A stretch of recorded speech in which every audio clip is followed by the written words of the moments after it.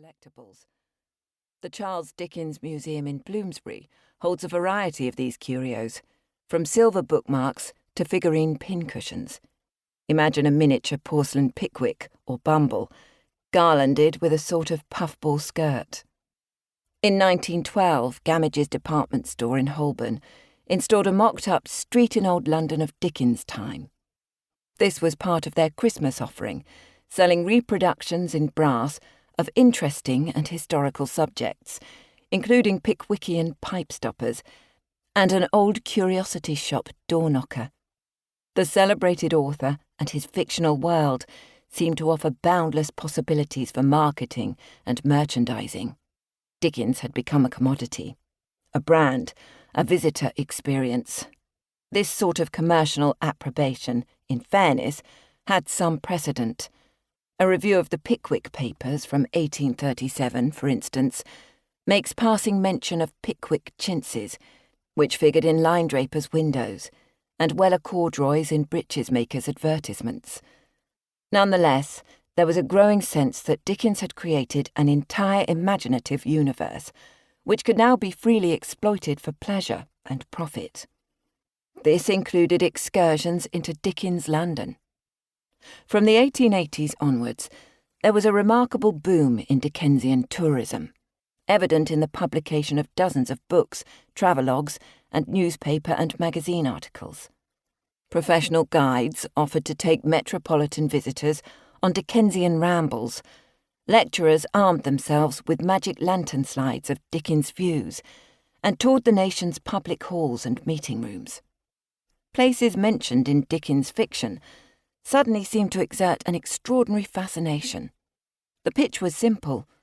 These famous fictive locations actually exist in the real world, dozens of them, and so why not visit them for yourself? The delineation of touristic Dickens London was partly the work of die-hard fans, dubbed the Dickens cult in the popular press, for whom making a literary pilgrimage was one way of keeping the author's memory alive. But the general public was soon to be found stalking the Inns of Court in search of Pip's lodgings, window shopping at the so-called Old Curiosity Shop on Portsmouth Street, and admiring the author's former homes and haunts. Guides and guidebooks touted novel touristic experiences, some of which I discuss in this book.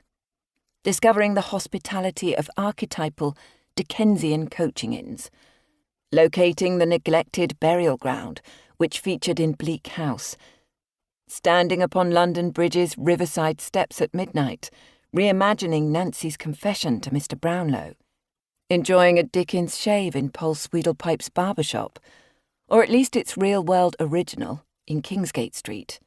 There was now a modicum of money to be made from proclaiming that a business had Dickensian associations. Shopkeepers, hoteliers, and publicans all benefited from the Dickens tourist craze and shaped its progress. Members of public could also, of course, explore the territory at a more leisurely pace from the comfort of their own armchair, merely by perusing articles such as Charles Dickens in Southwark, or The Haunts of Sarah Gamp, or books with titles such as Dickens London, A Pickwickian Pilgrimage, or The Real Dickensland. Some literary topographers, a term I will use throughout this book for creators of works of literary tourism, preferred Dickensland, or Dickensland, to Dickens London. It possessed a certain imperialist swagger, as if the great man had stamped his name on vast swathes of conquered territory. Not everyone, however, was impressed by such pretensions to literary dominion. One journalist writing in 1903 noted sardonically, "Where Dickens posted his first manuscript, where he had a red-hot chop, where he looked out of a window, and what he saw when he looked out. It is all recorded. He might be a dead king with a vast empire still of loyal subjects, who will hardly believe he is dead. At the worst, they can make a vice-regent of one of his old hats, and reference that. He has been canonized, and his shrines are everywhere." Dickensland also conveyed